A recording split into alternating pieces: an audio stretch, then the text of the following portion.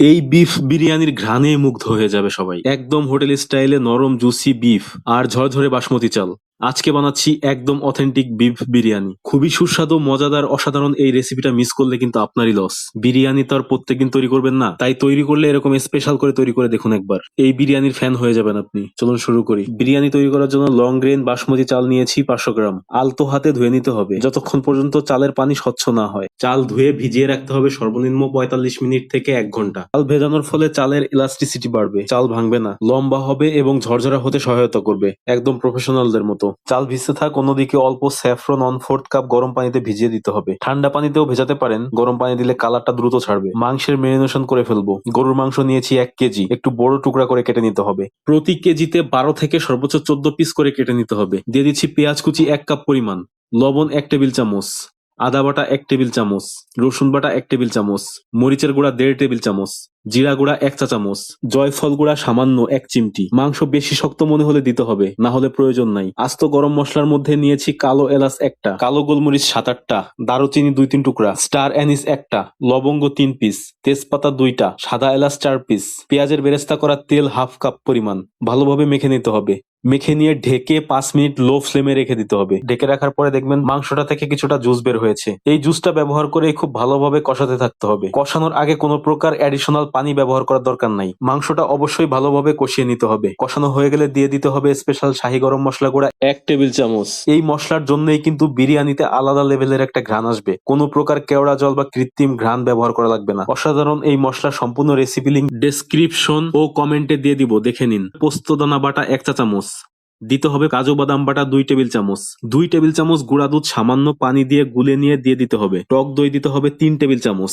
বাদাম ও দুধ এ পর্যায়ে দেওয়ার কারণ হচ্ছে প্রথমেই দিলে পাত্রের নিচে লেগে যাবে, এক্সপার্ট না হলে কন্ট্রোল করা মুশকিল। এজন্য সহজ করার সুবিধার্থে এই টেকনিকটা অবলম্বন করা হয়েছে। এবার পরিমাণ মতো পানি দিয়ে মাংস সিদ্ধ করে নিতে হবে 70%। প্রয়োজনে প্রেসার কুকারে দিয়ে সিদ্ধ করতে পারেন। প্রেসার কুকারে রান্না করলে টেস্ট কিছুটা কমে যায় অনেকে মনে করেন। এক্ষেত্রে একটা টিপস শিখে রাখুন, মাংসটা অবশ্যই ভালোভাবে কষিয়ে নিয়ে এরপরে প্রেসার কুক করবেন। টেস্ট একটুও তারতম্য হবে না। 70% সিদ্ধ হলে যে পাত্রে রান্না করব সেই পাত্রে নিয়ে সেট করে নিতে হবে। এবার একটা পাত্রে পেঁয়াজের বেরেস্তা নিতে হবে 1/2 কাপ, গুঁড়া দুধ 2 টেবিল চামচ, ঘি 1 টেবিল চামচ, 1 চা চামচ চিনিও দিতে পারেন। ভালোভাবে মিক্স করে মাংসের উপরে ছিটিয়ে দিতে হবে। কাঁচা মরিচ দিয়ে দিচ্ছি 4-5টা, আলু বোখরা 4-5 পিস।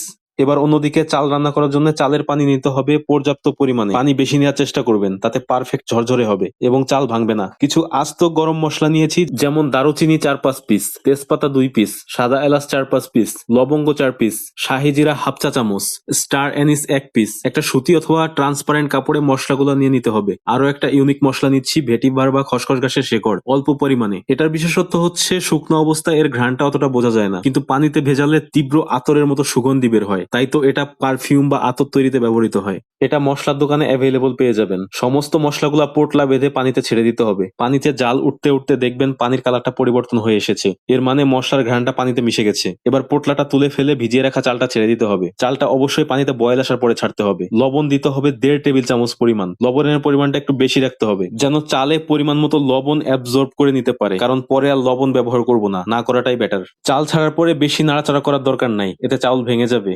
প্রয়োজন হলে 1-2 বার আলতো করে নিচে নেড়ে দিতে পারেন। এবার 1/2 কাপ চাল রান্নার পানি উঠিয়ে রাখতে হবে। স্যাফরন পানির মধ্যেই রেখে দিচ্ছি, দম দেওয়ার সময় প্রয়োজন হবে। আর চালটা অবশ্যই লো ফ্লেমে রেখে রান্না করার চেষ্টা করবেন। হাই হিটে রান্না করলে কিন্তু চাউলটা ভেঙে যাবে। আর চালটা 70% সিদ্ধ করে নিতে হবে। কিভাবে বুঝবেন 70%? কয়েকটা চাউল উঠিয়ে আলতো করে চাপ দিলে ভিতরে যদি একদম সামান্য দানা বাঁধে, তাহলে বুঝবেন হয়ে গেছে। একটু মুখে নিয়ে কামড় দিয়েও দেখতে পারেন, সহজে বুঝতে পারবেন।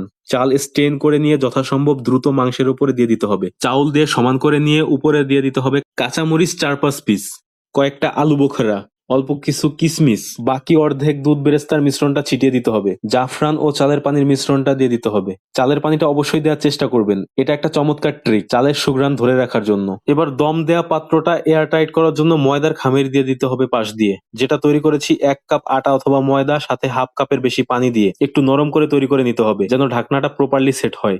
দম দেওয়ার জন্য একটা তাওয়া ব্যবহার করছি। এতে কোনো প্রকার ঝুঁকি থাকবে না। এবার গুরুত্বপূর্ণ অংশ দম দেয়া। প্রথম 5 মিনিট হাই ফ্লেমে রেখে দম দিতে হবে। 5 মিনিট পরে একদম লো ফ্লেমে রেখে আরো 20 মিনিট দমে রেখে দিতে হবে। মোট 25 মিনিটেই পারফেক্ট বিফ বিরিয়ানি তৈরি হয়ে যাবে। একটা মাংসের টুকরা একটু ভেঙে দেখাই। দেখুন মাংসটা কি লেভেলের সফট এবং জুসি হয়েছে, দেখেই বুঝতে পারছেন। যেহেতু মাংসটা আমরা আগে থেকে 70% কুক করে নিয়েছি, আর বিরিয়ানিটা আমরা পাক্কি বিরিয়ানি স্টাইলে তৈরি করছি, তাই 25 মিনিট দমে রাখলেই হয়ে যাবে। রেসিপিটা শেয়ার করে নিজের টাইম লাইনে রেখে দিন। যখন তৈরি করবেন তখন দেখে দেখে তৈরি করে ফেলতে পারবেন। রেসিপিতে ব্যবহৃত দুধ পাউডারটা অপশনাল। দুধ পাউডারটা আমরা মাওয়ার পরিবর্তে ব্যবহার করেছি। মাওয়া অ্যাভেলেবল থাকলে মাওয়া ব্যবহার করবেন। এটা অনেক মজার একটা বিরিয়ানির রেসিপি, বাড়িতে অবশ্যই ট্রাই করবেন। আর তৈরি করার পরে কেমন হয়েছিল অবশ্যই কমেন্টে জানাতে ভুলবেন না।